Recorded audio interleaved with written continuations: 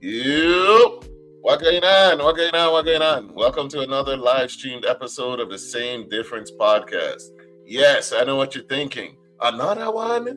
Yes, back to back. I just had a live episode last night. Having another one this night, and then Sunday we got a different day. We're gonna keep hitting you because we gotta stay in your face to let you know that we still here. We have a great episode. We have a live panel of wonderful, amazing powerhouse women that we're going to talk about the state of the territory. Which territory? The U.S. Virgin Islands, my heart, my home, and some of yours also. We're going to talk about it because the last state of the territory was not by us. It was by your beautiful governor, Albert Bryan. And there was some stuff in there. We ain't here to talk about that, but we're here to address it as we see it. You know what I'm saying? Straight from the mouths of people that are there. I am the only one living stateside. They are actually there on the ground zero. What going on, Marcus? Hello. What's up? Welcome to another episode. I ain't gonna hold you too long. I just want to, before we get started, I want to go over some census information. According to census.gov, they released the 2020 census information for the U.S. Virgin Islands. They released it July 20, 2023. According to the demographics characteristics in 2020, the USVI had a population of approximately 87,146 people, 48.6% of which male, 51.4% female, 21.3% of the population was age 65 or over. Only 1.8% was age 85 or over. Children ages 0 to 17 accounted for 19% of the population. The median age then was about 46. Think about that. Over 2 in 5 households consisted of one person living alone. The majority, over 50% of the family households were married couple families. Just want to touch on a couple interesting things that you should know before we move on. Nearly one quarter, 22.8%, of the total 84,766 people in households for whom poverty status is determined had income below the poverty level. 18% of people received benefits from the SNAP program. The median household income decreased from $44,499 in 2019 to $40,408. Currently, this population is distributed among 3 islands: St. Croix, St. Thomas, St. John. Territory's population has decreased by over 18% since 2010, and it continues to slowly decline. Why? We might talk about it a little bit tonight. We don't go into all of this stuff. What going on? We don't talk about all of it, but you know what we gotta do first? We gotta show you this beautiful bean footage, and then we'll be right back with you. 1 second.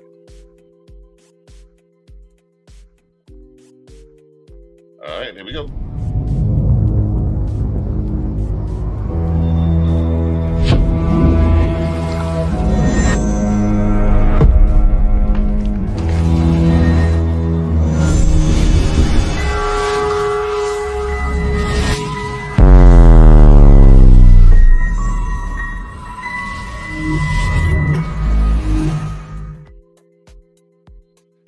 There they go. How we doing, ladies? Good evening. Good evening. All right, welcome to the State of the Territory Address. If you're looking at us, please share the live and let people know so they can join the conversation in the comments, because we got comment section going live. What going on, Darren? I'll go ahead and share the live, man. What you saying? Who you say? Whoever want to go first, can I go ahead and introduce yourself to the people, please? I'm Saida Carter, 32-year veteran educator, now more than half of the time in St. Croix, the other half in Oakland, California, and Brooklyn, New York, and just love the VI youth them, want them thrive, not just survive, and ready to do the thing. All right. Who going next? I can go. My name is Ionia. I am a halftime Virgin Islander, halftime from Oklahoma. Dad was born in St. Kitts, raised here since he was 3. I grew up here for some time and spent half my year here, half my year back home in Oklahoma. So I just recently moved back about 3 years ago. Back home, I like to say, and so.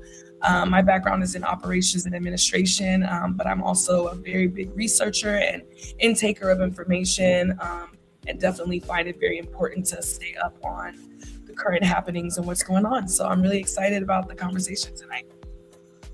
Awesome. Who's well, we only got one Last person. but not least, Let's go. this is Lorelei Monsanto. I am 100% resident of the U.S. Virgin Islands. I'm a VI child. My family goes back several decades in the Virgin Islands. I love my home. We have lots of issues, and I hope that we have a great discussion this evening. All right. I plan to. I'm gonna try my best. I got a little experience. We're gonna see how I can do this. So let me introduce myself. My name is Ja. That's not my full name, but my name is Ja. I'm the host of the Same Difference podcast and also a radio show, A Different Day with Ja and Nisi, showcases on Sundays on 101.3 Raw FM. I am a born and raised Virgin Islander. I'm actually first generation. My parents are from St. Kitts, but it's still where my heart is no matter where I am. The only reason I left the Virgin Islands was because I needed college money, so I joined the military. Have a podcast since 2022, and I've been doing this for quite some time. I've done 3 podcast events, including a intergenerational town hall. I think that one reason why I like doing these is because there's what the politicians say the state of the territory is, and there's what the people say. And lately, I've been noticing it seems like worlds apart. So that's why I wanted to get everybody together so we could actually hear it from you.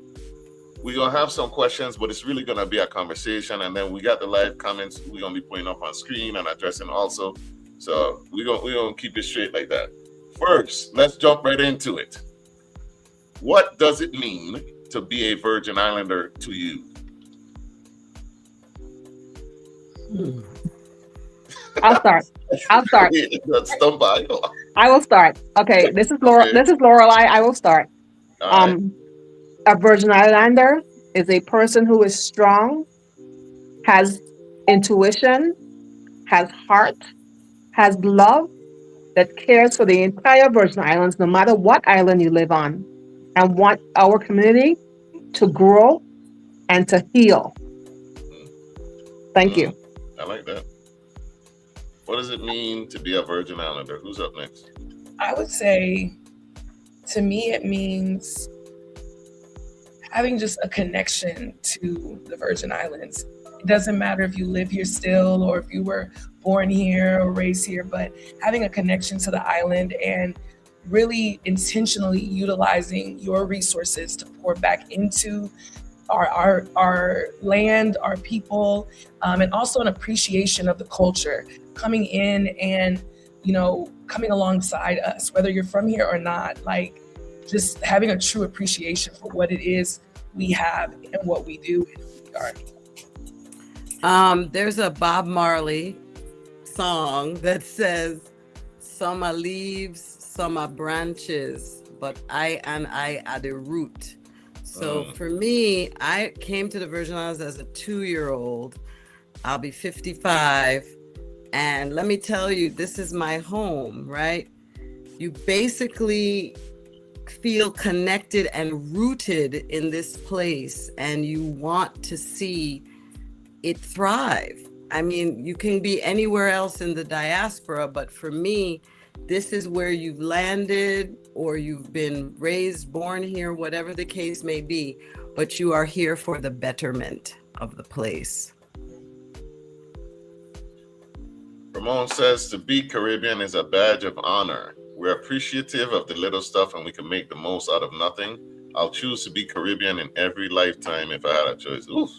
I just said that after after Mufasa. after this year's festival, I said that I was like, I just would choose to be Caribbean every lifetime, nothing else.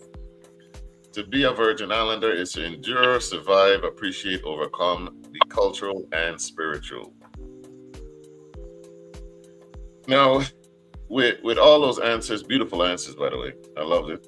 Beautiful answers for real. I couldn't even think of none better than that. I'm gonna give it.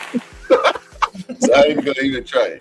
But coming out as a Virgin Islander, we have to, well, I feel we should also acknowledge our African roots for a lot of us, no matter where we're coming from, you know, across the diaspora, as Saida mentioned.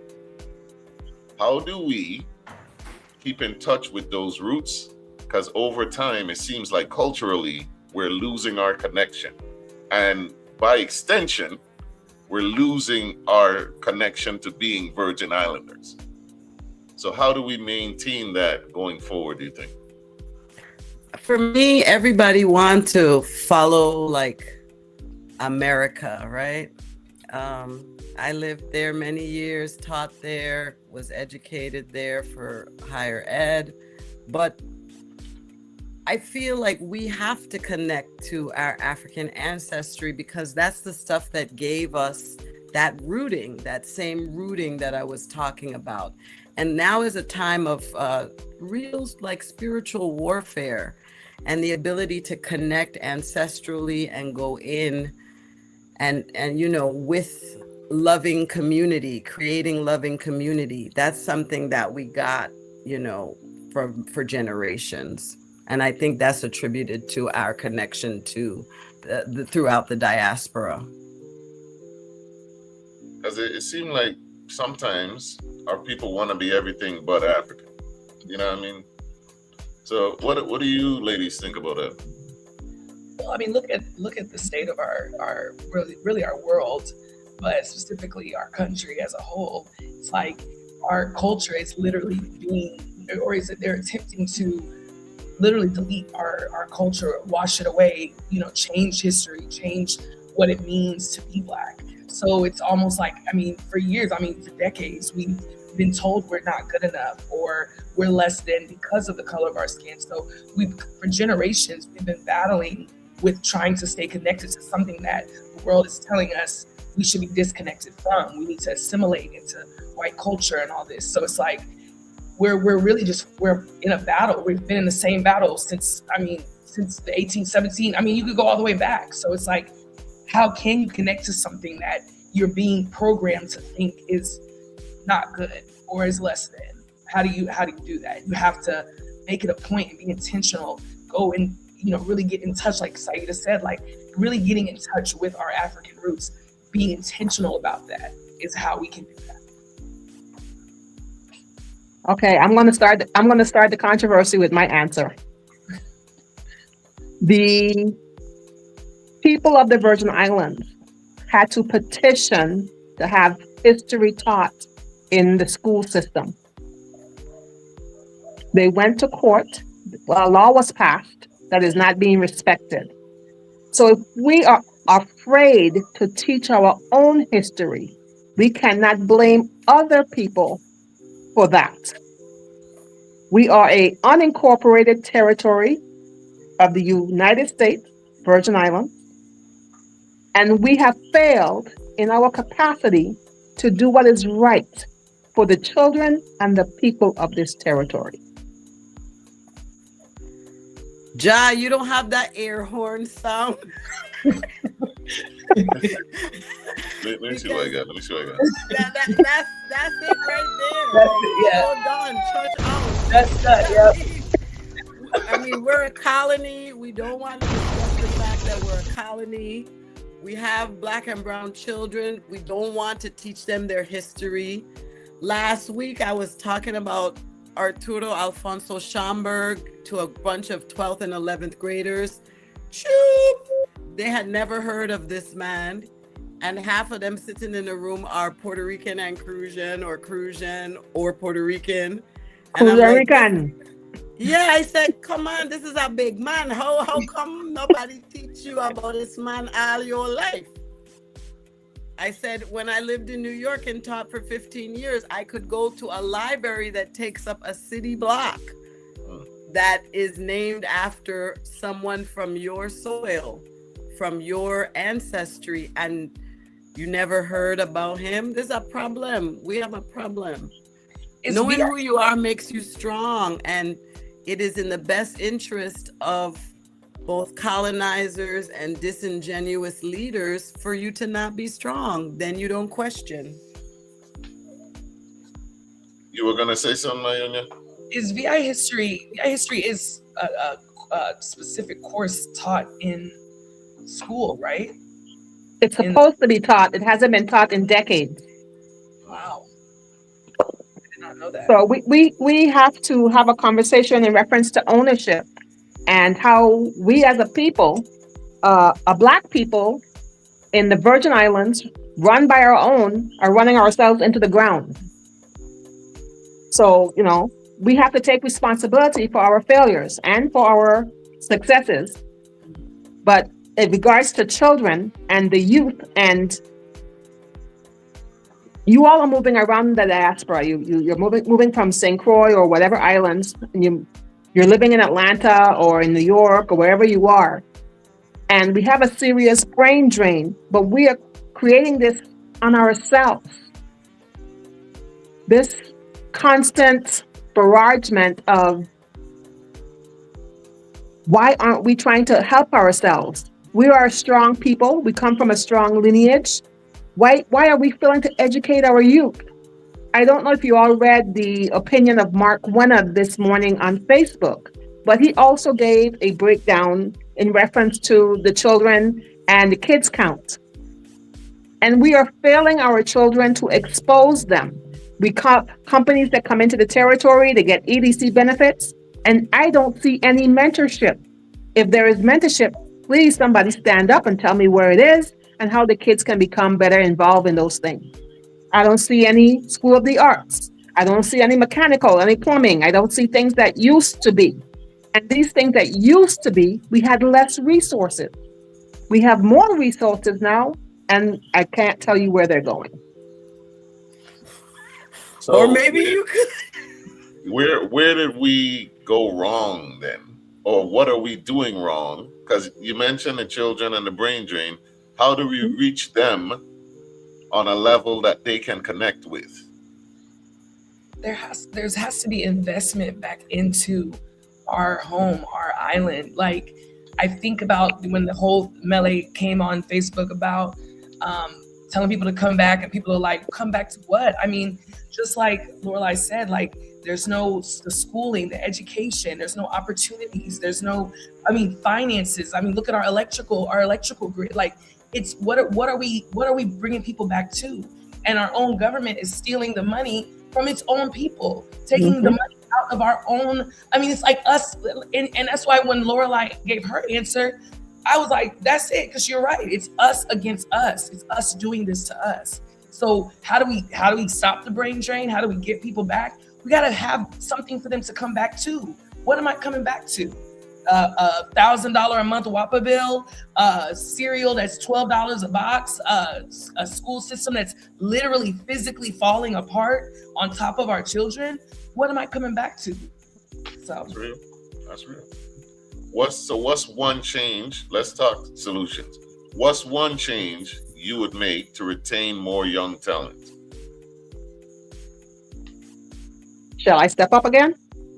Whoever want to go, take it. Okay. Saida, I would request that the young people ages 18 to 40 actually register to vote, learn how to vote, participate in the vote.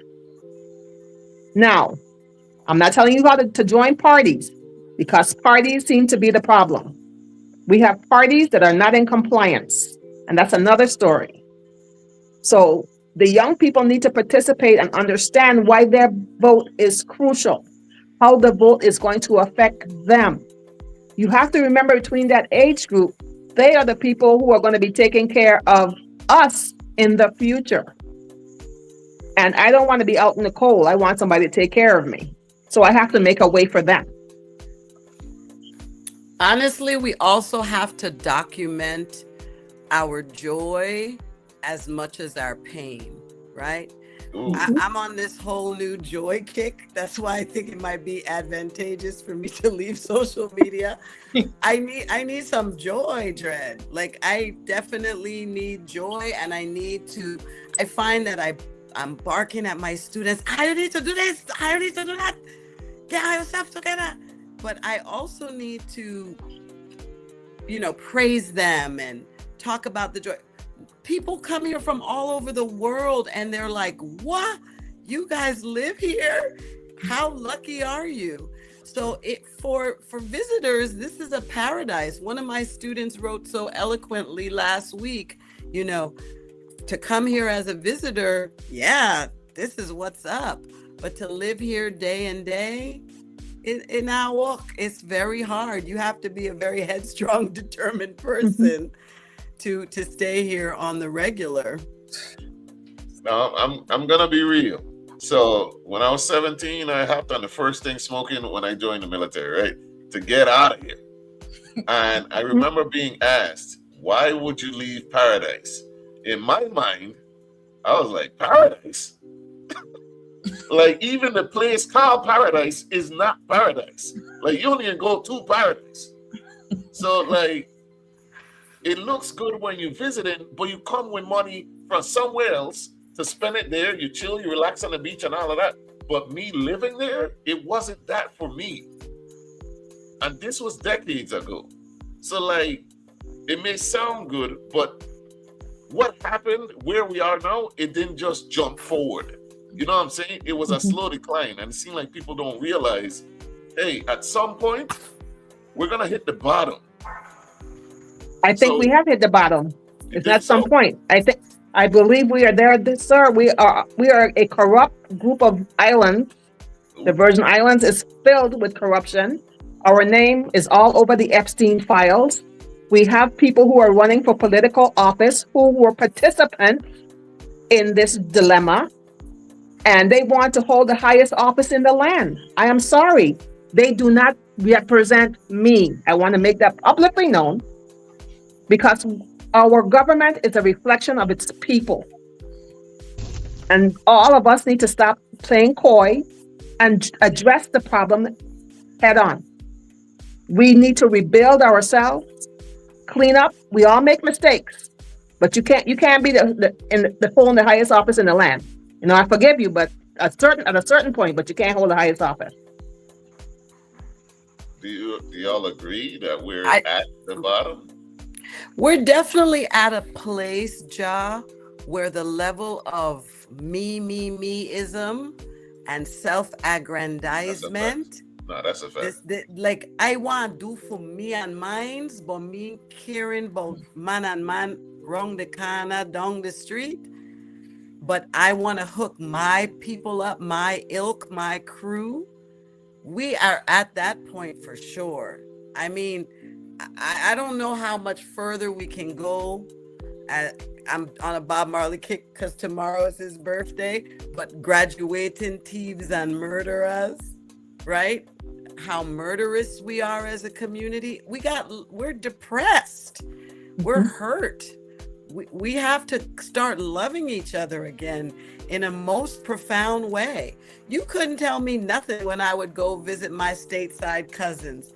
I'm from the Virgin Islands. I don't know what you guys are talking about, but I developed a pride. I guess who raised me helped me develop that pride.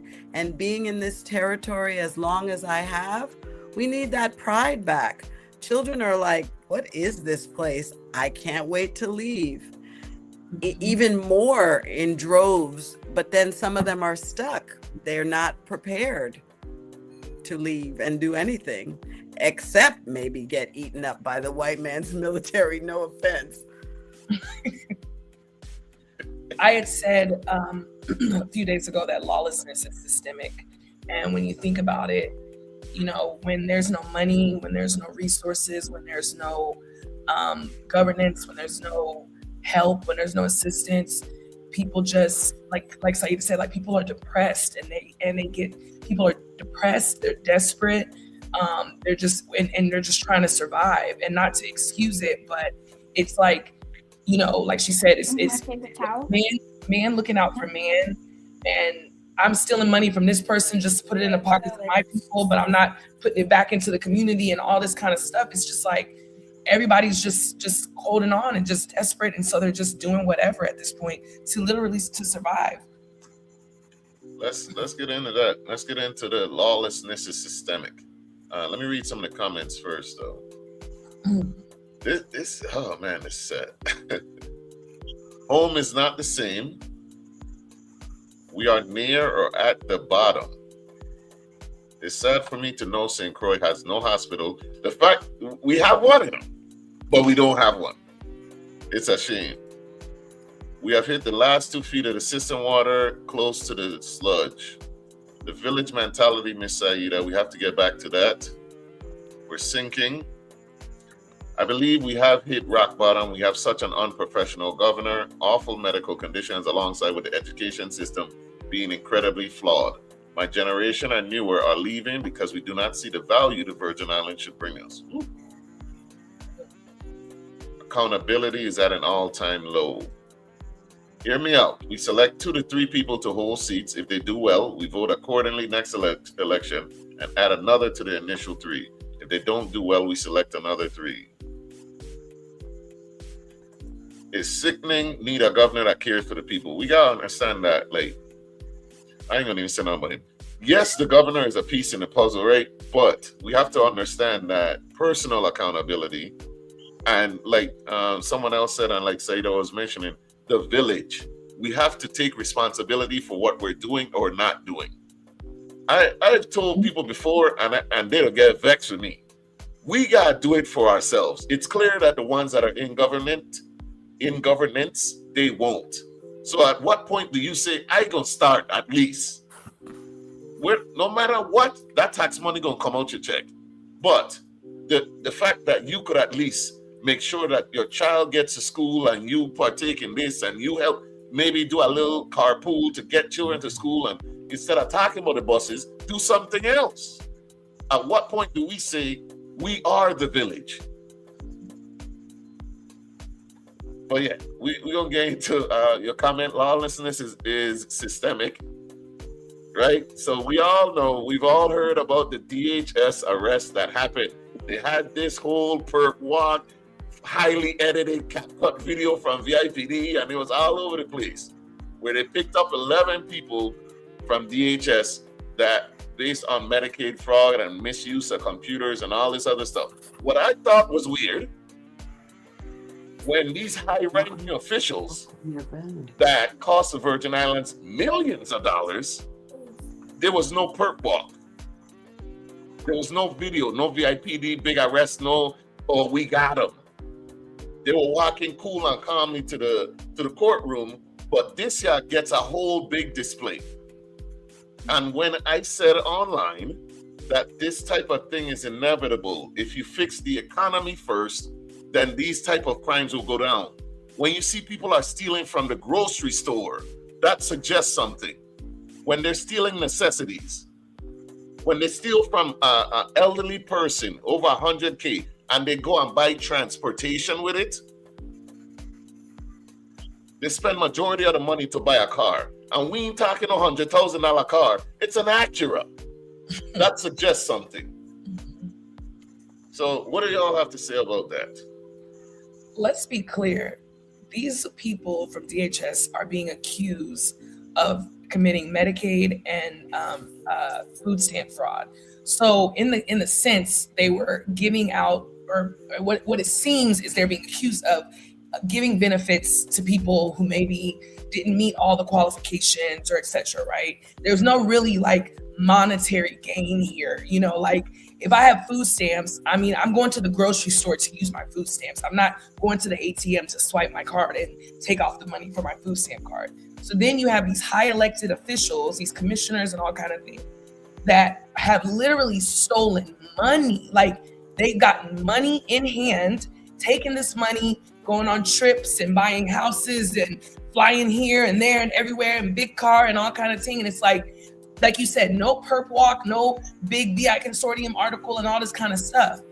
But these other people who, I'm not saying it was right what they were doing, but I don't know if people are realizing the difference in these two different things here. You know what I'm saying? And so that's why when you talk about, like you said, Ja, like if we fix the economy, something like this does not have to happen. If people get paid more, then they can maybe afford to buy groceries. Maybe we can't change the price of groceries, but we can pay people more so they can afford them. So that's just my thought on the contrast between those two situations. I mean, you get Albert vexed because he didn't get a raise, but then they also debating, and they're debating at the legislature, should we give the regular people a raise from $10.50 to $12? And then you get another senator saying, no, that's too much. I get businesses, I can't pay them on $12. But this man wanted to be one of the highest paid governors in the nation. More than Puerto Rico, that has millions of people. But the DHS thing was particularly perplexing for me because I feel like it's a distraction. As she was saying, it got bigger fish. Thief never want to see thief with long bag, right? But their bag well long. And like she said, these people were simply, helping a friend because people can't make it. People can't make it. I don't agree or condone, but that whole marching them out there, that's show pony nonsense to distract us and keep our attention on the little person who's struggling to make ends meet and not people who live in high on the hog. I agree with Said. I think it was a serious distraction because this is federal monies we're talking about. Why was VIPD there and not the feds making their arrest? We have to stop playing this cat and mouse game and people playing us for being idiots. It is very strange to me because I watched that video over and over and over again. I said, first of all, these ladies are not bothered by being arrested. I don't see anybody looking like they're going to cry or, they were like, okay, we going willingly. And, I was like, I found that very interesting. Their mug shots were also interesting. And like I said, my biggest concern was this should have been a federal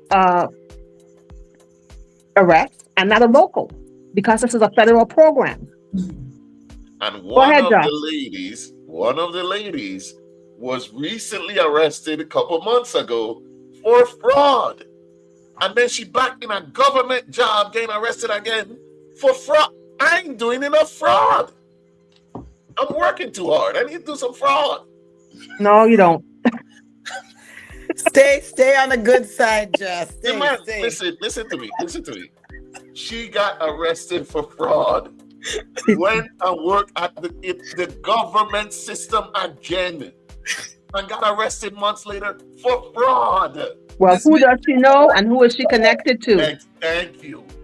So that was a theory that was tossed around. Like, this seems a little too. It just seems a little too. I mean, it was a big thing too when the first situation happened. It was a big thing. I mean, I was able to go back and find the article with a simple Google search. Like this, it was a big thing. So and then you go and you were able to get hired by the government. But to pay back the money that she stole. Am I paying taxes? So again, we're a community that is hurting, and we need people who are going to love and care and nurture the Virgin Islands. Because again, I feel that we are a critical juncture, and we have to stand up. Everybody's not going to like you. They're not going to like your position. But we need to have dialogue like what we're having now. Mental slavery is a real thing. And we have to have these people understand, our community, that they have a right to have a voice. Like I said, everybody doesn't have to agree with your voice, but use your voice, use your power. What do you say to people like me who are trying to use our voices, right? and I feel like we get shouted down the most though. Like when I said that what happened here is inevitable and you can't arrest it away, you would think I said they did right to do them crimes. Because that's the direction that, how did you hear that? When I A say lot of you the can't a lot of the arrest comments people, sided with the individuals who did it. A lot of those comments it was alarming to me. I was like, okay, what's going on here? That means our community is seriously broken. And people have to understand. I know it's hard for people that want to speak up because they say, oh, I have a government job and I don't want to lose my job. I don't want that excuse anymore. We should have freedom of speech, freedom of expression. If you don't want to say it with your mouth, pick up a piece of art and draw what you have to say. And just pour it on the street corner. Pour it on the street. People will see it and they won't even know it's from you. But there are different ways to use your voice to make things known that you are hurting, and this has to stop. We're like in a very abusive relationship with our own government. I'm sorry, I went on a tangent. Go ahead. no, you good. That's 100% real. No tangent noticed by me. At all. What do you think? What do you guys think about using your voices? We were talking backstage, and even you, Saida, you don't even know if it's like worth being online and stuff. Like, what do you say to people who are talking? I also use your, like, my whole platform, my whole like extracurricular work that I do is about that. I do something called Forum Theater, and I talk about issues of oppression and how the pendulum swings. We are all oppressed and oppressive simultaneously. So we have to look at that pendulum and see, where we are. Like, are we mistreating our children, yelling at them, and then out here doing truths and rights? Or, sometimes I'm like screaming at my kids and I'm like, oh, wait, I'm a social justice warrior. Let me leave them alone. But at the end of the day, like, we are all oppressed, whether it be gender, race, economics, and we are all also simultaneously oppressive. And we need these kibitz, these conversations to like let people realize and see that we have more in common. Like me, not at Albert. I don't see Albert. I don't hail Albert. Albert is a human being. Would I like to sit with him and tell him some missteps and like, do you want to leave a legacy? Do you not want to leave a legacy? Like, where are you? I grew up knowing this man my whole life. I'm similar in age to him, and his ex-wife was a friend, and it's like we're too small. It's too small of a place for us to be treating one another like this, and to miss the bigger picture, and to be so stuck on what we need and what we want, and taking a job and not being a servant leader. Where are our servant leaders? That's a good question, because too many get into that position, and it's already a position of power anywhere, but it's seriously a position of power when you see your constituents damn near daily if you want to. You know what I'm saying? Like, you got senators with businesses in the community, and some that actually be at the business. Mm-hmm. And you could literally press your senator while you're walking down the street. Yeah. I don't say, what are you man doing, my son? Are you some joke?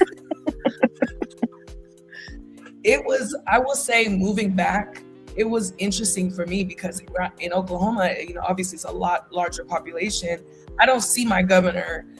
I don't want to anyway, but I never saw my governor, at Asado or at this place or walking down the street in the parade. So coming back here and I'm like, at Asado, and here's the governor and this senator and this senator. I'm like, oh, y'all are right here. Like, okay, let's have some conversations. You know what I'm saying? Like, I'm like, okay, why is this happening? I need to understand, what's your stance on this? What are you gonna do about this?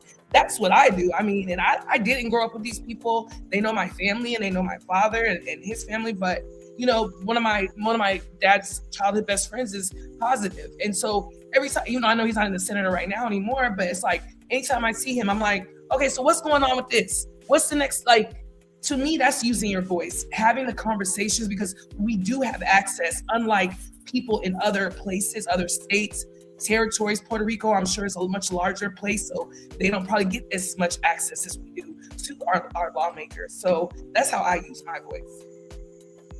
You know what's crazy about the access thing?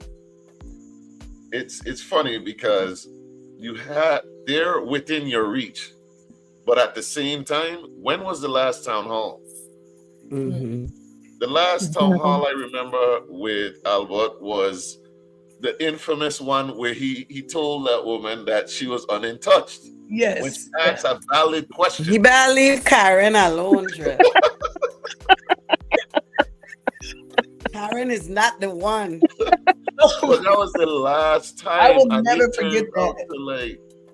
That was the last town hall I remember.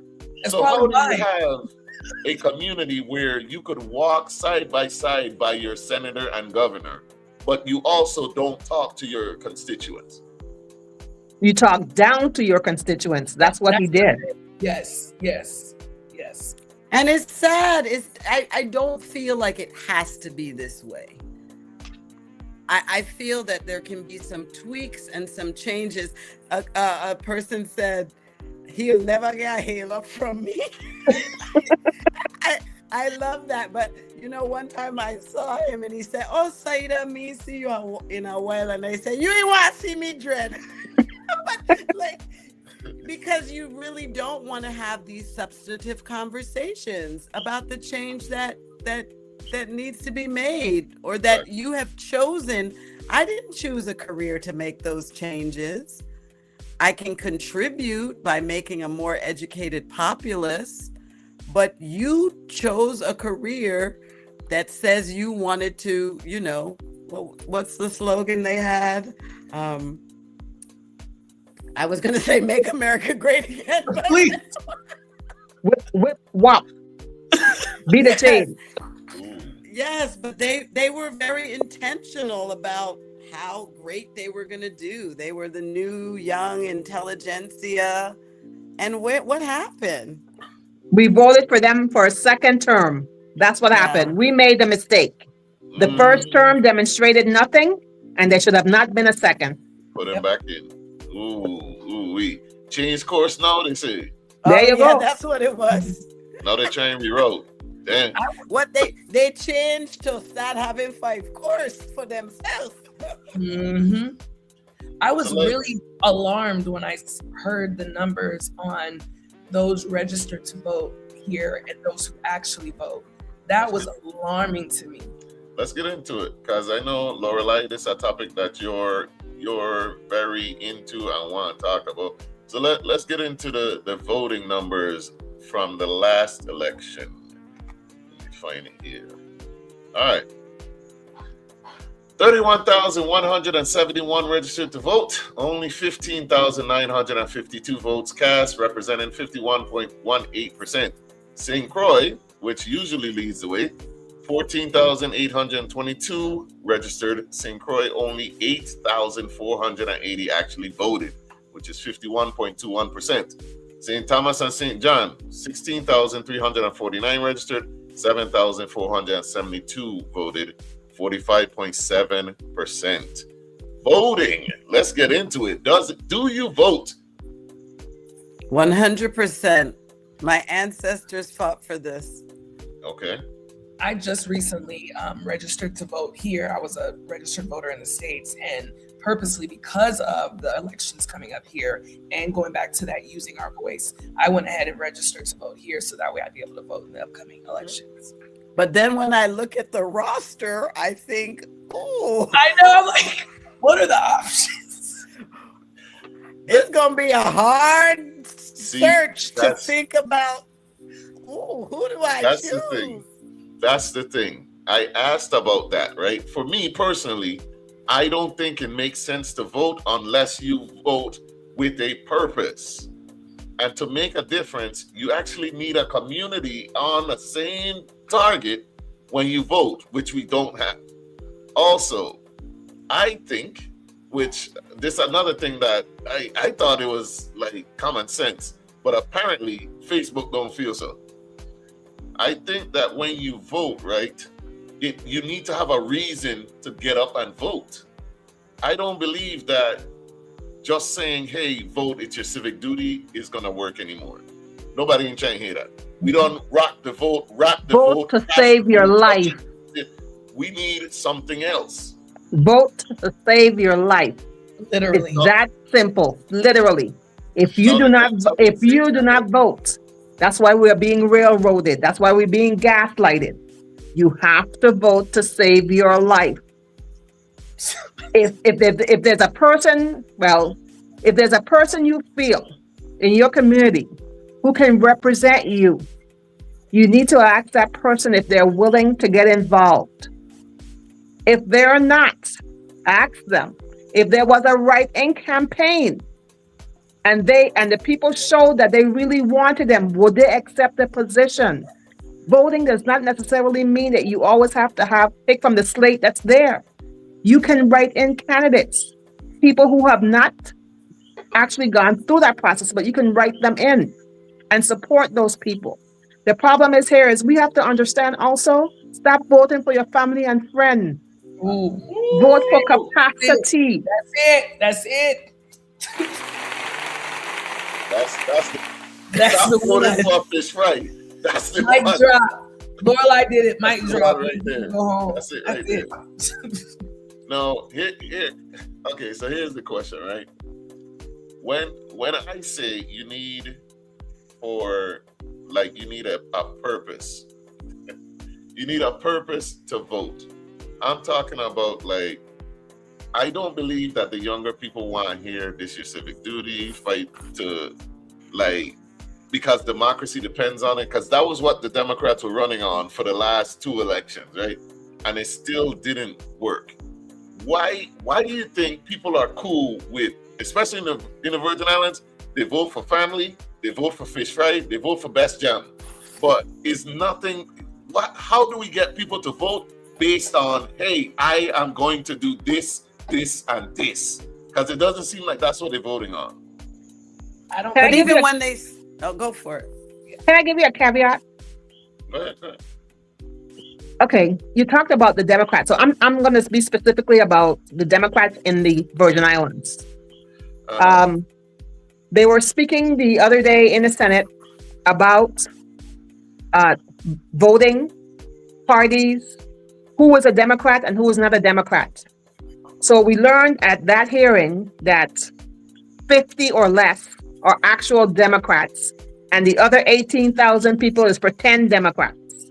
If you don't pay your dues, you're not a Democrat in the territory. So when you go and then you research the Democratic Party of the U.S. Virgin Islands, to be specific, you find that they have not been in compliance for the last 63 years. Okay, so who is running who? We have 50 people who call themselves the Democrat, whatever they are, because they're not who they say they are. They're phantom, who is actually running the territory. So I want people to wake up to that. The more I look at it, like somebody told me that the Virgin Islands and the Caribbean as a whole, they live with conservative values, but they vote Democrat. And I could not debate it, because nobody could tell me Albert is a Democrat. Not in his stances, not in what he believes in. And a lot of those senators, like the one who said, why should we raise the minimum wage to $12, or please, I can't pay my employees? You can't tell me that man's a Democrat for real, not in his practice.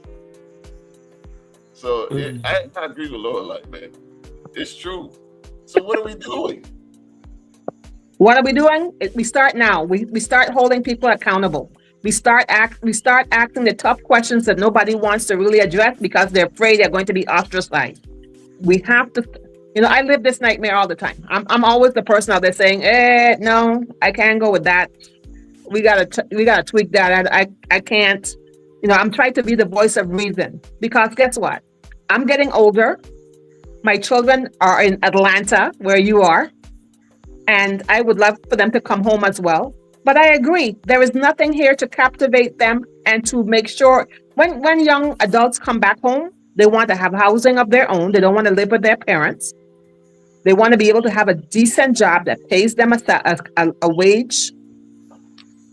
There's so many things that you can captivate in the States that you can't capture here. You can't go into a bank here and get a mortgage. Furthermore, you can't even afford the house insurance that comes with a mortgage. So, we need people who are going to deal with these core issues. And I'm calling them core because these are realistic things that we must deal with. Thank you. Nice. Now, it seems like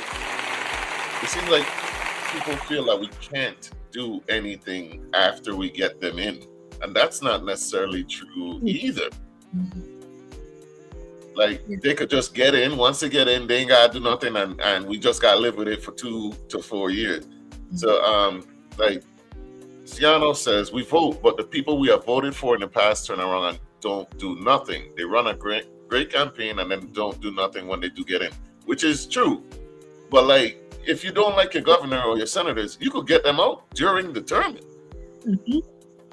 People real afraid in the VI to me. They I mean, a lot of people afraid. Like, I don't know. I just feel like people have been conditioned to shut up. Mm-hmm. They are fearful. The government is one of the biggest employers. I'm a government worker. Who knows if I get a pink slip tomorrow messing with job. But at the end of the day, like, people are very afraid, and then being afraid and then not being particularly informed. And then we talked about anti-Blackness, not loving yourself, being depressed, having to like barely make it, just surviving, not thriving. All of these things are, they make a brew of systemic issues that we have to stop and address, or the territory will continue to be taken over. Mm-hmm. Yeah. If we think we can't afford it now. Imagine. You know what I said to that? We gonna go into tourism. That's one of my favorite topics. Cause the VI and the Caribbean, they love their tourists. Mm-hmm. They love their tourists. However, it doesn't seem to be helping, because even when the tourism is increasing, it doesn't help the circumstances for locals. But I digress. Voting. Is voting impactful? Don't digress. Let's go back to your topic. Sorry, I gotta go back there. Gotta go back there. We have to teach our young people to be waitresses and waiters.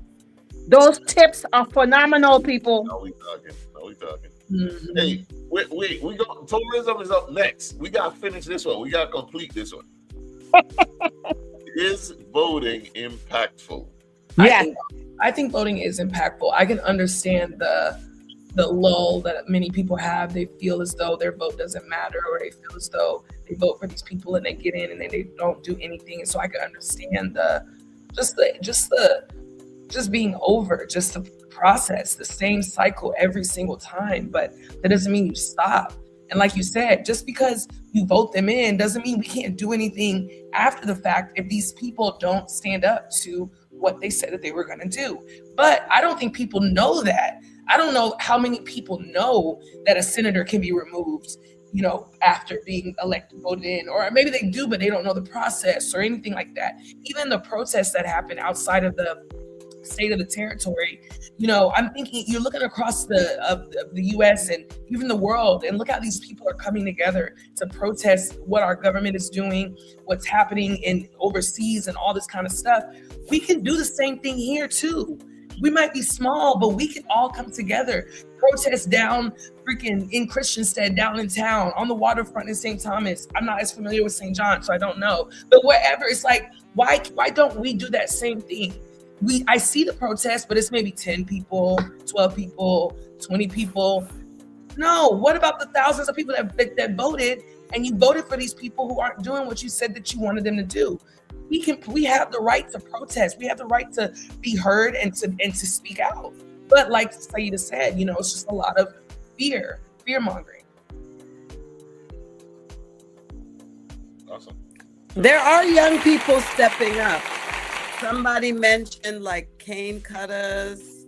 Yes. And somebody mentioned like, I don't know, we talked about them this time around, but like 340 comics, like Yes. that is the stuff that gives me joy. I'm like, ooh, let me go to work and make some more people like that, because like push the agenda on saying this is what we need as a territory. This is what we want. This is what we demand. And we pay your salary. Like our demands need to be met. We can make demands. I think there's some amazing young people, and also pushing the agenda to vote is going to be very important as we get deeper into it. So we have to understand that we are the employer and they are the employee. Facts. And if they are not doing the job, we can remove them. So we have the additional duty to check to make sure that these individuals that we do support come before us from time to time, tell us what they're working on. They need communication skills, because they have trained us.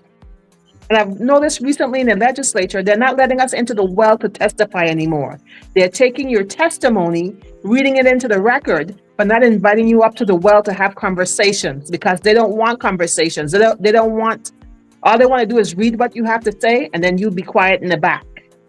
So we have to change that paradigm. They work for us. We don't work for them. And we have to demand accountability from them, because we don't have districts. That's a whole nother problem too. We don't have districts, and nobody wants to say, oh, I'm not accountable to you, but you asked for my vote, didn't you? So no, so you are accountable to me. Having districts is probably the worst thing, because I want to be able to know, who do I call for something happening in my immediate vicinity, right? And people knowing that they can call, that they can ask questions. I mean, we barely have like journalism, newspapers. Like, people need to know that they can write an op-ed, that they can, and not be so afraid.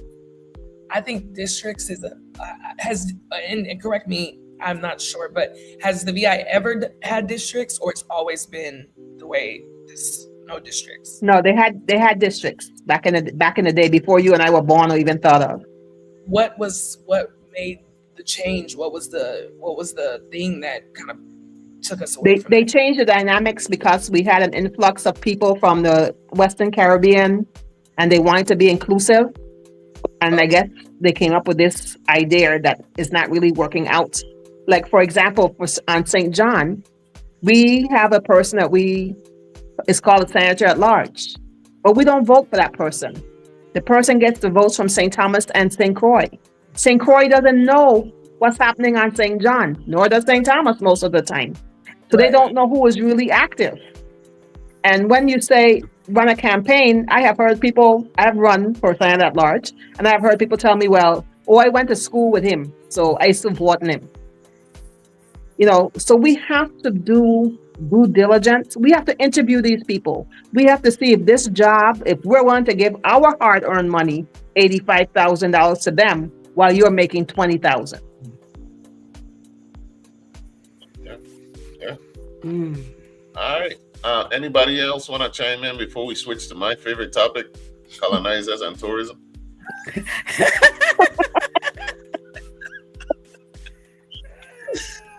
Oh boy. I'm always good for a good colonizer. I love a good colonizer. I love the Pilgrims. I love talking about the Pilgrims. All right, let's go into the state of the tourism. So, even though We harvest sun, sand, beach, wind, all these other natural resources. We seem hell bent on focusing on making our biggest industry tourism. In my opinion, this is strictly of Same Differences opinion. I don't believe that we should be focusing on building your economy based on something so fickle that a storm in a place where you have an entire season just for hurricanes, where that could destroy the economy. A storm, a Fountain Valley massacre. Oh boy. I mean, it is a fickle mistress. Yes. Right? I don't believe that we need to be putting so many of our chips into tourism. And then, in my opinion, it turns locals into a slave class, a servant class. And you see, the locals are asking for more hotels, which pay minimum wage, and majority of the money goes off island. It doesn't stay and circulate. The owners of those hotels won't live there. Then you get paid minimum wage, you work so many hours, and then you gotta probably get another job or another hustle. What sense does that make? Let's get another hotel. Well, even if we are gonna, say, okay, devil's advocate, or we are gonna prioritize tourism, we gotta do it right. Hey. You know the thing about devil's advocate? The devils have advocates. They're called demons. But go ahead.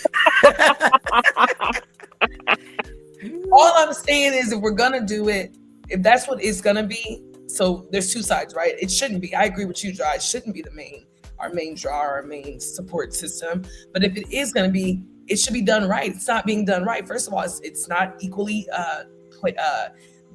it's not equal across the territory. We see the difference in investment in tourism in St. Thomas and St. John versus St. Croix.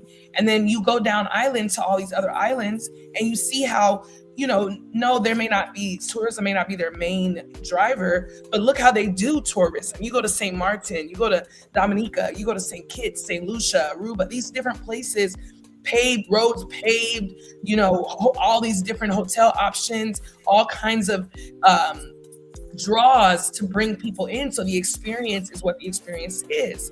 So, I mean, if this is what we're going to do, are we even doing it to the best of our ability? When you go to Dominica for Carnival, it is complete. I mean, you are completely immersed in the culture of Dominica. Yeah. Completely immersed. There is nothing about Dominican festival that caters to anybody that is not of the culture or for the culture. You go there, you're going to be in the culture. If you really look at our festival, specifically, especially St. Croix, and I would even say maybe St. John, it's just been, I feel year after year, it's more and more watered down. Look at what Jamaicans. Look at what happened this year. Our Juve was so short because they stuffed Juve and Food Fair in the same day with 2 cruise ships. So who had to suffer? We did, but it's supposed to be for us. Facts. So that's my 2 cents. I agree 165%. Who coming in after that? And is our tourism going to be like distilleries that don't even get licensed, and that are old plantations that don't even pay homage to the people that lived, worked, and died there, and that are owned by weird AF millionaires? Like, we're missing so many levels on the tourism front, as she mentioned. Like, if we're doing tourism, why aren't we teaching people? Do want to do tourism and do like a historical understanding of a place, like something like what Frandel does, Crucian Heritage and Nature Tourism. Can we do that?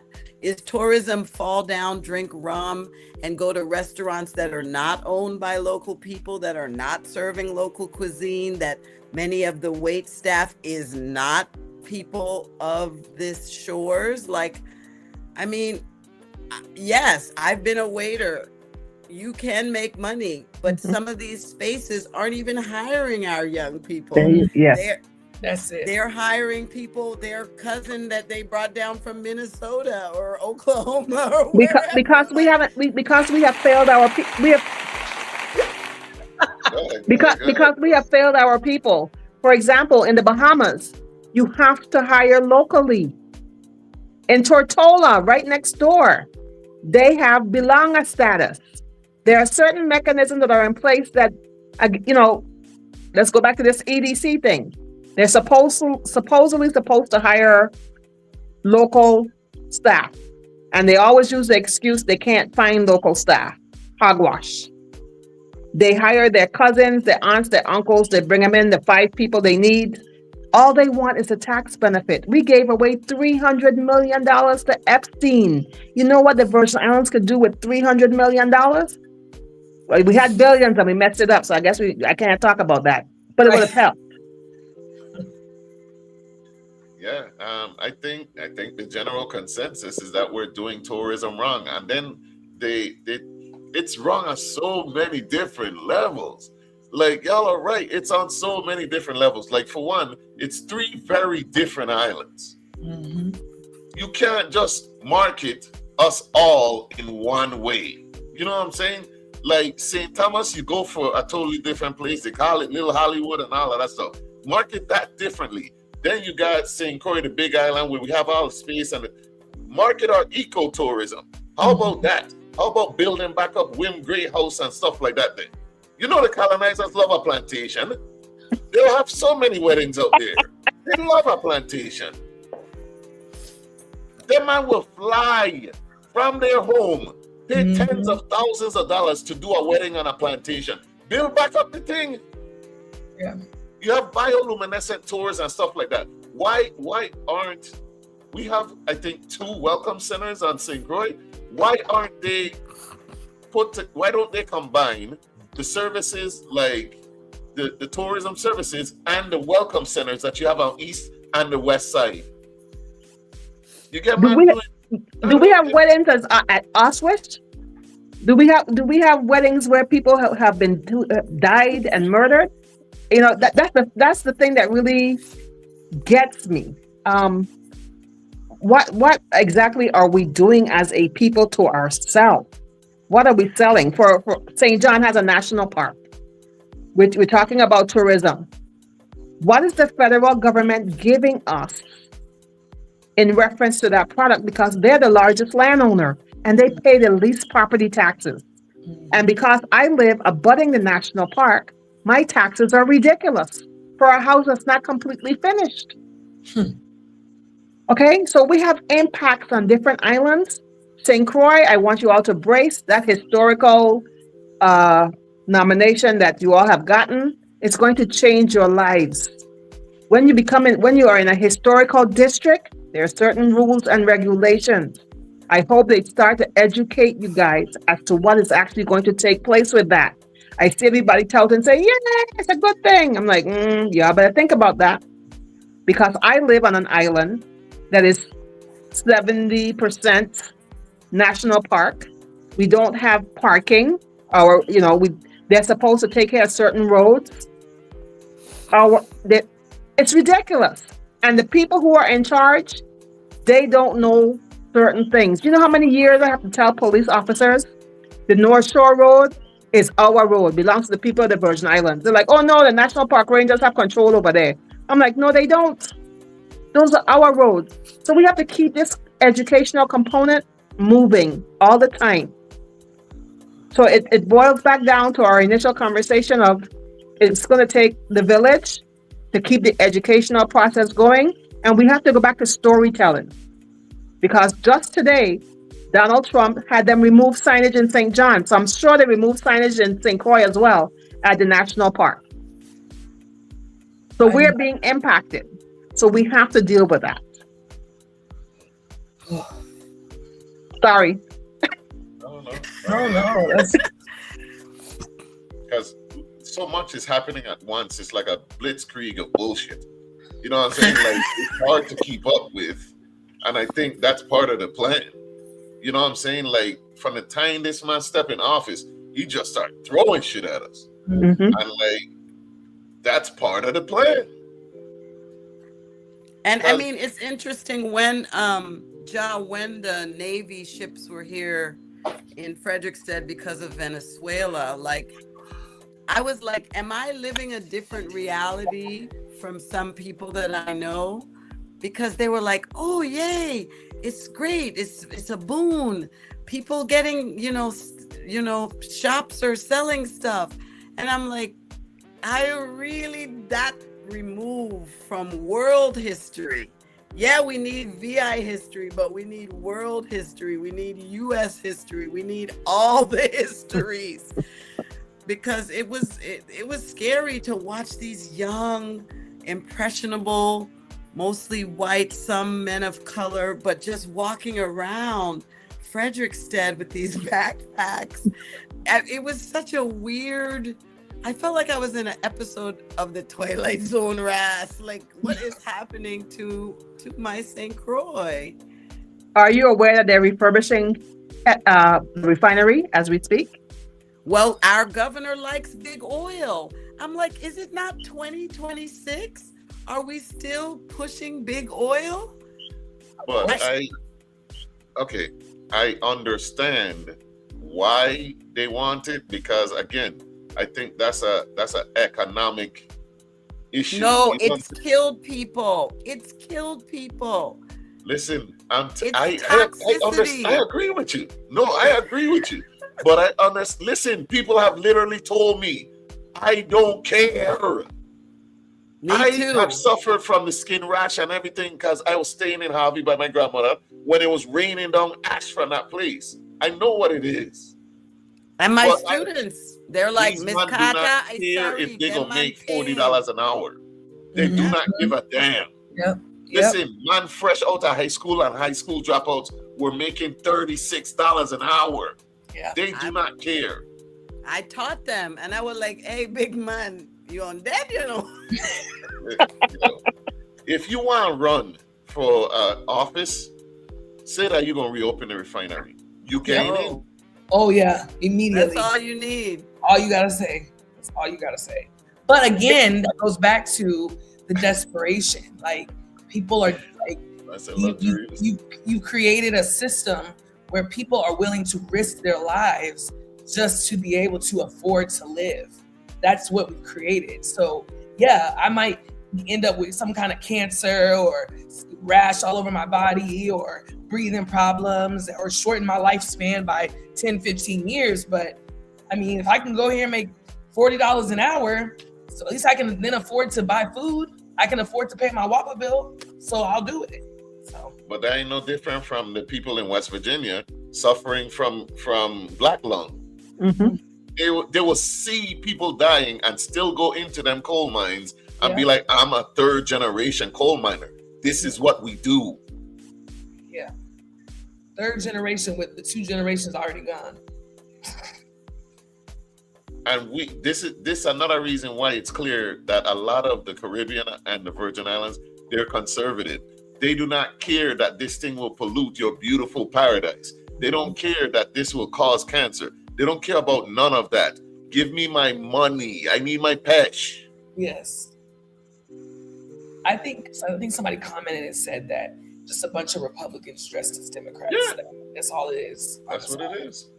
I remember on the day of the election, I went to Mencho's to get a sandwich. And I walk into there, and on the day of the election, I see a Puerto Rican man with a Make America Great Again hat on. Now, here's the thing. It was a Make America Great Again hat, but really, it could have been either of the presidential candidates. You don't even get the right to vote, but you are so determined and dedicated that you would wear this piece of merchandise for a nominee that you did not even get to vote for, but you still got to pay your taxes to. You see what I'm saying? How like our priorities are so but I bet you're not going to wear whoever, I ain't going to name no specific names of local people that are running, but you're not going to see them repping none of them. So I'm just like, where's the disconnect? It's like we're ass backwards, basically. Hurt people. Yeah, but just a point of clarity too. We don't pay taxes into the U.S. Treasury. We have our own IRB, which is supposed to which is supposed, and that is one of the things that has not, that we have here that does not go to the states. And if we want to vote for president, we will have to relinquish that and start paying our taxes into the U.S. Treasury. You'll get your tax refund back, but that's what you'll have to do. Yeah. Okay. Understood.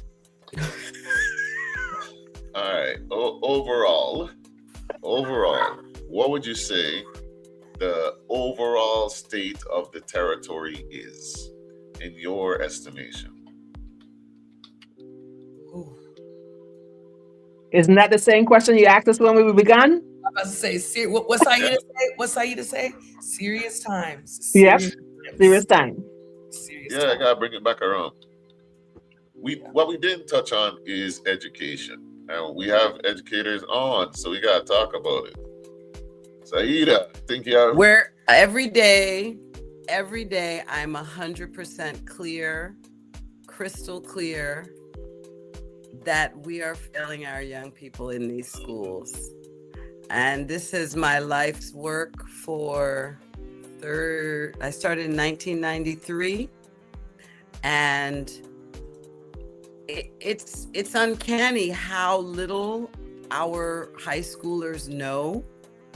I think this is on a national stage. Yeah. I don't think this is only the Virgin Islands, but I always tell them a proverb, not to know is bad, not to want to know is worse.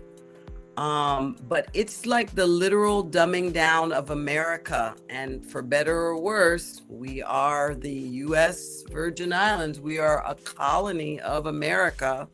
And we are connected. And since we don't make a lot of our own decisions, like I remember a dear friend of mine who's a senator currently, I don't think she's going to hang out much longer, but someone I've known all my life, she was saying, oh, I don't remember really experiencing racism here, growing up in the territory.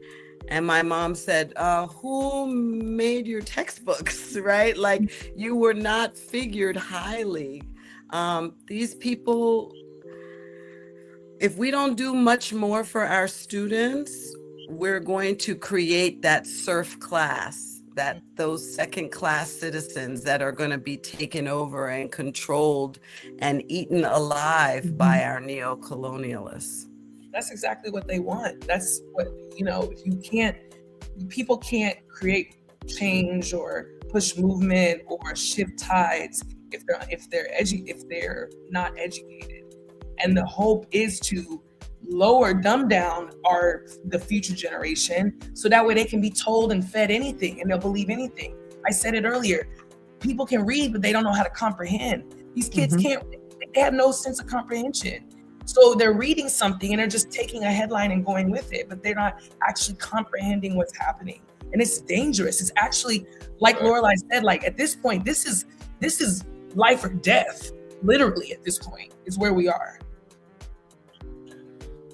I have come to see that there's a lot of people that they think that the system is not working, when in fact it's working as a part of someone's plan. Someone's in control of how the system is running currently. Someone or someone's. It's probably a small group of people with a lot of money. Yep. These things are not by accident. The way the system is set up. It's a billionaire boys club. And they're buying out our people for cheap. Yeah. Our people are selling us down the river. Yes. And we know they like coming here from the Epstein days. Everybody in the files is a... Yeah, it's a big thing. I'm not in the files. None of us on this call. Exactly. We had the presence of mind to miss that. Go ahead. No, I'm seeing this. How can parents help teachers to improve their child's success rate at school? Yes. Honestly, I have an 8-year-old and a 16-year-old, and those two girls, they get on my nerves, and I'm their mother. As much as I love them dearly, But you gotta have your children spend some time reading. You gotta reason with them. You gotta put intelligent content in front of them, because the phone algorithms, once you start looking at big booty hoes, that's all that's coming to your phone is big booty hoes. And Same Difference knows something about that, right? Once you start looking at big booty hoes, that's what you're gonna get. You're not going to get like free Palestine. You're not going to get like, the Epstein files releasing, you're not going to get intelligent content. So we have to sort of help our young people understand, listen, try some diverse music, try some diverse programming, do some reading, get out in the yard, get a little garden going. Like all of those things help those of us in the classroom. Get involved. Go to PTA meetings, Boy Scouts, Girl Scouts, youth clubs.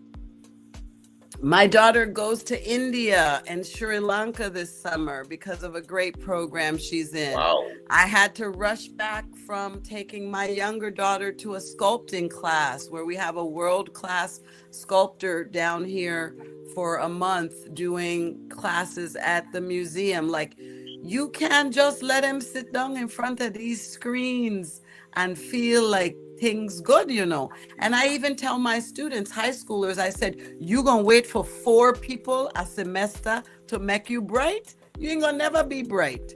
Right. You have to also take up, for the high schoolers, I'm like, y'all might need to take up a pattern of self-education too. Don't depend on people like me. We're tired. I'm especially tired because I've been doing this for 32 years. But and then a lot of my colleagues, God bless some of them, they don't have the information themselves. So it is incumbent upon VIDE to do more substantive professional development. My Drama 2 class is making a short documentary about fire burn, and they walked around the school interviewing staff, students. Some people had like fire burn all mixed up with emancipation. And these are people that I love and respect. But when I watched my students' footage, I had to say, hey, watch now, let me give you a little quick something to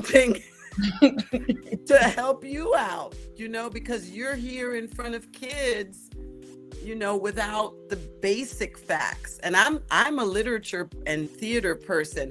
My father is always getting on me about not knowing enough history, but I know the difference between fire burn and emancipation. So we have to push our children, but we have to gain the knowledge first ourselves. And it's out there. We're walking around with these $1,000 tools in our hand, but are we using them for our liberation? Are there any pointers on how, as a parent, to get your child, to read, to be more into like navigating other You stuff? read. Why don't you read? Read to them, you saying? No, read to them when they're small. But hey, man, it's 7:30. This is the time everybody sits down for 30 minutes. You don't want to be here, that's your business. Sit down, read, have a book in your hand. You model. Children never do what you say. They do what they see. And I think our kids need more exposure. The kids need to be, the kids don't know. We live on small islands, but they don't know where certain things are on the island in which they live. They don't interact with other kids. Some people don't go from Christiansted to Frederickstead. They're like, oh, that's too far. I ain't going there. Or I ain't been there in donkey years. Or or Coral Bay to Cruise Bay. I ain't going Coral Bay because that's too far. I'm like, it's a 10-minute ride. Oh, that's too far. Okay, so I think the kids need exposure. They even need inter-island exposure. We need to know who we are. We're family, but we act that we're distant. But we're all interconnected. I think it's important too that we even get off island exposure. Like, I've met people here that have literally never left St. Croix, not even went to St. Thomas, St. John, like never in their whole life, never left St. Croix. And on top of that, they ain't been from Frederickstead to Christiansted in 15, 20 years, which is so crazy to me. So then you end up in this bubble and you end up in this space where all you know is all you know.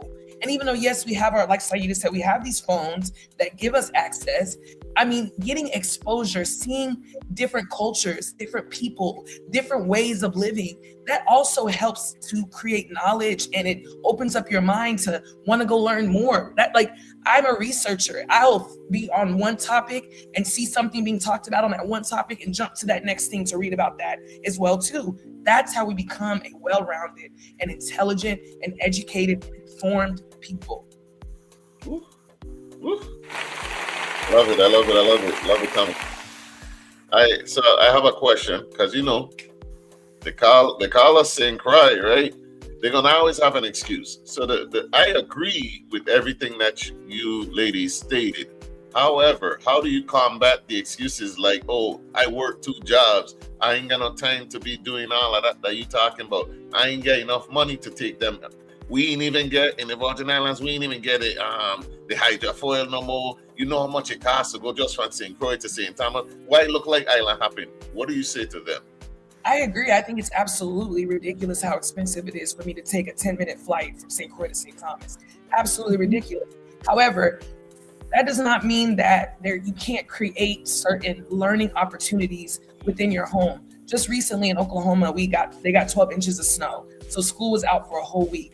A few of my friends that have kids, I mean, they turned their whole house into a whole homeschool situation, doing all kinds of crafts and arts and all kind of stuff. And I know that still takes money as well. But even if it's, your kids are watching TV from sun up to sundown, maybe it's, let's watch National Geographic. Let's watch documentaries. Let's watch biography. Like, how can we utilize what we have if we can't, because it is expensive to travel. It is expensive to go from here to there. But what can we do that's right here at the tip of our hands? I've learned so much from watching certain educational videos on YouTube, or like I said, I love National Geographic Channel, like all of these different things that I can utilize that are right here in my home, that I don't have to leave in order to get that knowledge and that understanding. You make a mean Johnny cake, teach your child to make a mean Johnny cake, like small things. Mm-hmm. So the challenge here, and maybe a viable solution, a couple years ago, I also do a lot of research. And I found that the national park had several programs in reference to educating the youth. We have a new president now, so I don't know if it will still be, available. But I took a group of kids from St. John to Puerto Rico that they sponsored. And we got to stay in El Yunque. Wow. Not El Yunque, El Morro. We stayed in El Morro in a castle. And we went to El Yunque. And we went to the Black, what is the name of it? Louisa. We went to Louisa. And the kids had a ball. They would not eat the local food. I had to take them to Burger King. That was pissing me off. But no, because I have this thing. Whenever I travel, I don't want to eat anything that I could get at home. Mm-hmm. So if you're going someplace, you need to taste the local flavor. But there are programs out there that corporations offer that we do not capitalize on. And I think someone who is who has grants or into grants or stuff like that, if someone can start doing that, it would be helpful. It's a lot of work because, like I said, it took me, I found it, I worked on it. It worked out for me because at the time, the regional director for the national park, he had come to St. John several times. I met with him. He was open to the program and he's like, I want you to take the kids to Biscayne. I said, no, I don't want to take my kids to Biscayne because Biscayne is a water park. And whatever children traveling with me, coming back with me. I have to be responsible for people's children. And we went to Puerto Rico instead. And I was amazed that some of those kids had never been on a plane. Some of those kids, they were in shock about the different people that they saw and met and had conversations with. I learned so much from them than what they learned. I could tell you that. So neat. Marcus was asking how much are the flights. I just looked it up. It's like $228 or around anywhere to like $300, depending on the time. American got one for $1,000. So yeah, From where? From where? that's from St. Croix to St. Thomas. What? Yeah. That's a $100 to go from St. Croix to St. Thomas. Who? Oh, on the lowest one is Cape Air or JetBlue. Cape Air and JetBlue is $228. I remember you used to be able to go round trip from St. Thomas to St. John for $150. I still feel like that's expensive because, and that's still expensive. I'm a little that wasn't that. Like, I remember you could get from one place in St. Louis, in Missouri to another, and it was $99. So let's talk about mass transit then. They're building a new ferry between St. Thomas and St. Croix. How much is that? No. They're building a Vitran, public transportation ferry barge, people and vehicles between St. Thomas and St. Croix. Okay. So the thing is, no one has actually discussed the cost.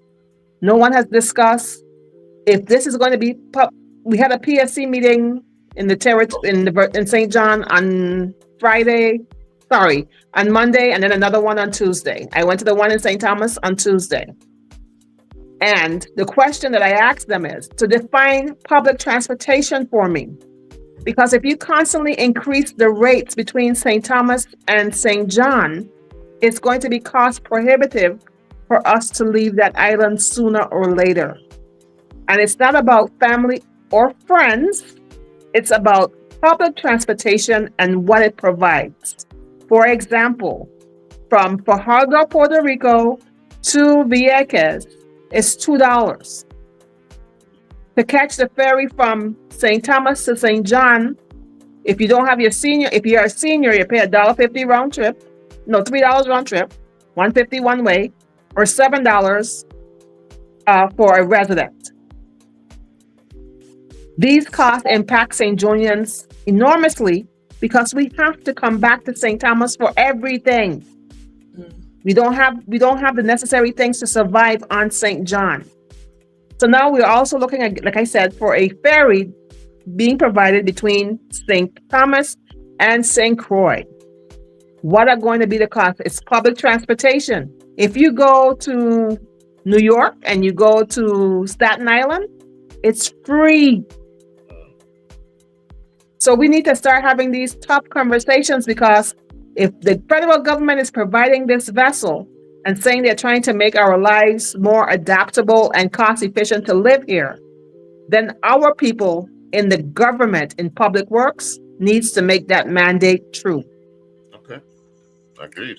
Nisi came on and said, yeah, getting across the water is great, but we can barely get from Frederiksted to Christiansted anymore easily. Like it's the level of transportation when I was a high schooler in the late 80s versus now. Like I would go to Sunny Isles from Dead West on a taxi bus and be able to come home at 11 o'clock and get my curfew.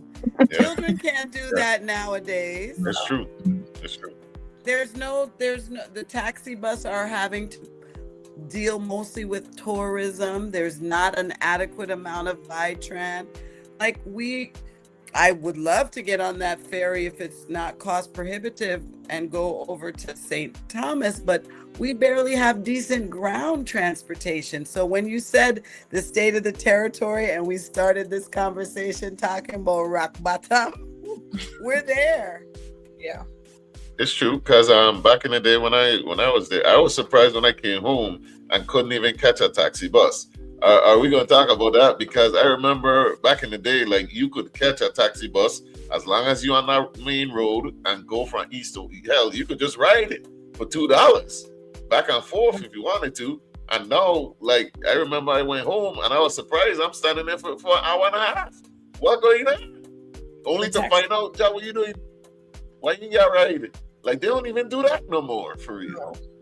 The taxi commission is so, I ain't gonna say what I want to say, but I've never been supportive of like a big business coming into a small place and taking over. And I'm not saying that an Uber or Lyft is the answer, but I am very in support of things like VI Hail and VI Uber because I feel like it's creating opportunity for people to get to where they need to go. Now the problem that most complaints I've heard about VI Hail recently is the cost. Well, the cost is high because the usage is low. The more people that use it, the lower the cost can be. So, that's why I tell anybody that I know is visiting or anything like that, I tell them about VI Hail. To be completely honest, I tell them don't even worry with a taxi. Because if it's past 7 o'clock, you're not getting no taxi. If it's on a Saturday, it's a cruise ship, and you a local, you ain't getting on no taxi. They're gonna pass you straight. It's so like this person just said, it's outdated. It's just an outdated system. They don't want to change. So I brought up the issue with the taxi service. I guess I was just used to like that being a service provided for locals, and that changed. But now people are pushing back against that, saying, "Oh, they're private businesses and such, and they give rights to who they want." And I'm like, don't they have taxi stands and stuff that are paid for by taxpayer funds? They're private. They don't have to. Don't they have parking spaces down in town? Yes. Who paid for those? The commission? How you dipping in taxpayer funds, but you ain't got to pick up taxpayers to provide a service? How that work? There's no enforcement. They don't have any enforcement officers. Okay, they have a taxi commission that basically is defunct. There's no staff in that office. You had the drivers complaining all the time. Then do you have young people who want to become taxi drivers in the St. Thomas St. John district, and the classes are not being offered? I don't even understand. So they keeping driving a taxi? Mm-hmm. Yes. And then in the St. Thomas St. John district, there's another problem. These dollar buses are not insured, and they're finding that because there's no enforcement.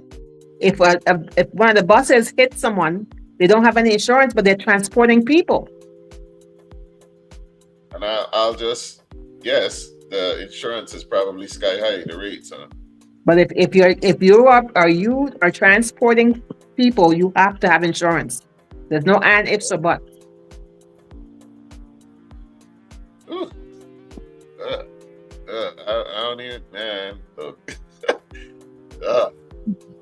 it might be rock bottom. What I saying? What I saying in the comments? Tell us in the comments. You think the USVI has hit rock bottom after this hour and almost 45 minutes conversation? Has the USVI hit rock bottom? Are we almost there? I assume that we were like maybe 2 to 4 years before we do, but like the more we talk about it, the more I'm like, damn, we ain't got nothing. Nothing. And it's so unfortunate and it's so disheartening. And it's for somebody like me, I moved back here, for some specific reasons, some family things. And, I could have left again, but I'm choosing to stay here. I'm choosing to plant roots here and be here. But it's hard. This is not an easy place. This is not an easy place to live, specifically mentally. Mentally, really, it's not an easy place to live. The weather is beautiful. Our water is beautiful. Our food is amazing. But mentally, it can really weigh on you, this place. But you're going to be the real change that we need to galvanize for 2026 victory. Yes. So whoever wins this election, they have a heavy task. And they're going to need us to make sure that we help direct them in the course of direction that is best for all of us. We cannot just throw it in their lap and walk away. We gotta be there to have transparency and accountability. All right. Let's talk about this. Why are y'all so against, we ain't gonna say crucial, Virgin Islanders leaving and placing their tax dollars elsewhere where they feel better served?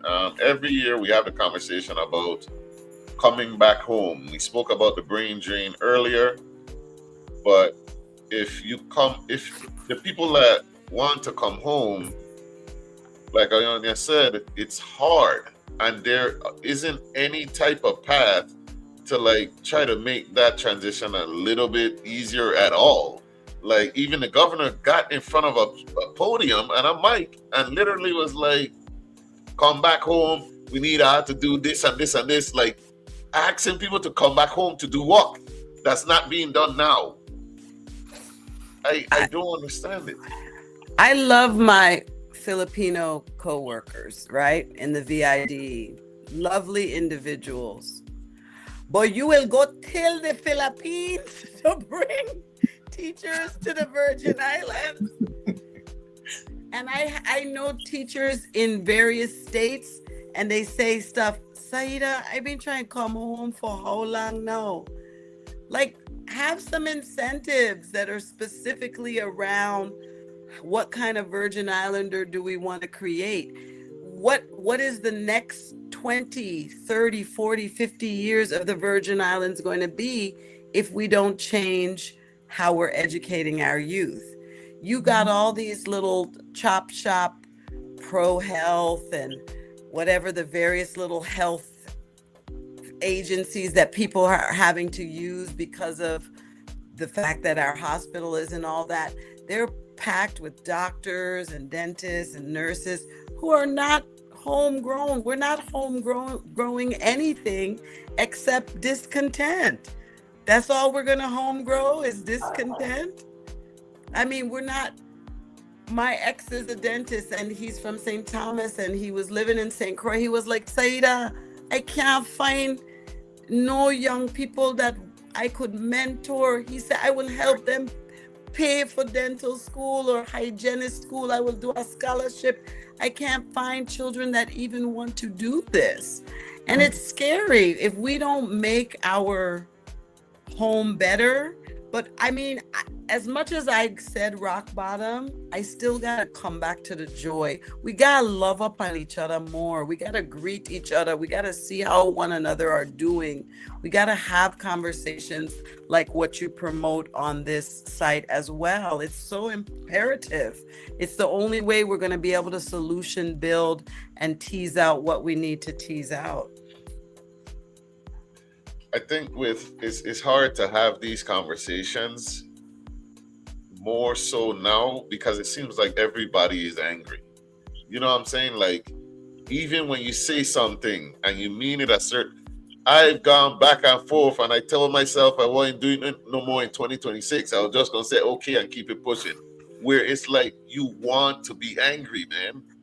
You want to misunderstand what I'm saying. I've literally... Can you tell me which part of my statement upset you? Let me explain it. And have explained each sentence, and they still was mad. I think people are just right now, it's just people are very sensitive while also being desensitized at the same time. And because there's so much uncertainty about what is to come and what's going to happen, that breeds fear. And with fear comes anger, comes doubt, comes, misunderstanding, comes confusion.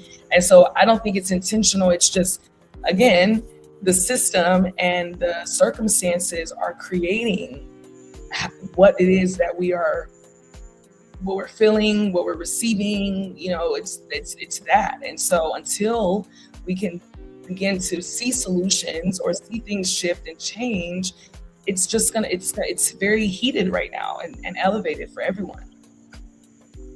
I think it was said by Said, hurt people hurt people. Yep. And we're in an abusive relationship that we need to get out of. Yeah. And unlike the people on this call, Ja, we have agency. However we were raised, whatever we've experienced, we feel like we can create substantive change. And we don't have the fear around opening our mouth. Whatever come what may, we're going to express ourselves in our friend groups, with our family, even in a larger platform. A lot of people don't feel like they have that personal power. A lot of people fraidy bad. Mm-hmm. Yeah. All right. It's been a wonderful conversation, man. As much as I don't want to close out, Hey, I said 30 minutes. It's been almost I 2 know. hours. It's been almost You 2 see what hours. I'm saying? Yo, all right. But it's been So, good. we appreciate the conversation. It was really dope. The clip's gonna come out shortly. I usually get on it, and you'll see the first one probably tomorrow. Can we just get a round table set of the final words from the panel? Whoever want to go first, you could get your final words out. What do you want to tell the audience, the listeners out there today? Thank you, Ja, for giving me a voice tonight to talk to people about the change that we really need to work together as a family and become the village that we used to be and keep our Nancy stories going so that we can keep hope alive in this territory. Thank you. Who next? Who next? I would say the same thing, John. Thank you for the, just the platform to be able to have this discussion and dialogue, with other people. And I just would tell people, to use your voice and speak up, and research so you can make an informed decision.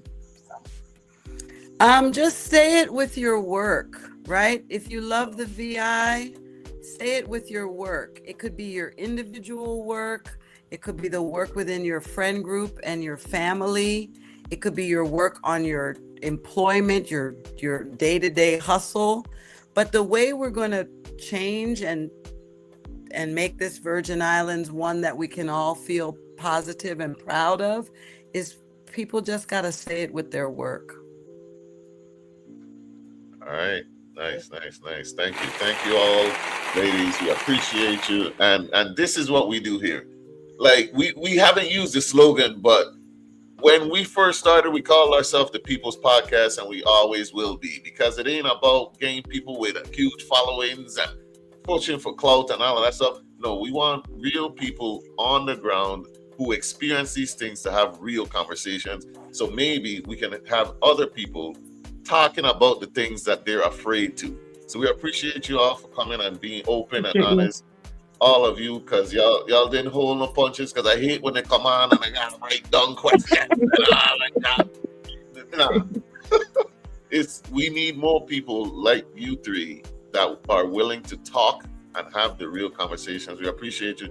Everybody in the chat, thank you tonight. Go ahead and tell them about Seeing Difference. Go ahead and share this live. Share the clips that you see. Like, share, and subscribe. Follow us, Same Difference. Right? Same Difference, simple as that, on Facebook. And then... And they got big booty hoes. Don't do that to me. Don't do that to me. You know everyone.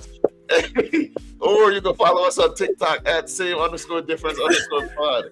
YouTube at VI_very_own. If you want to donate, we have a PayPal. Let us know. Sunday. We have a new episode of A Different Day with John Nisi. It should be a short one because it's Super Bowl Sunday. You tap in with us there, 101.3 Raw FM. You know, the number one station in the U.S. Virgin Islands. Thank you once again, people. Hey, I'll go ahead and, like Saida said, don't be scared to open your mouth. And don't be scared to open your mouth for something other than stupidness. Talk to your people. The Blitzkrieg bullshit shots coming out soon. All right, we out, man. Love you guys. Peace.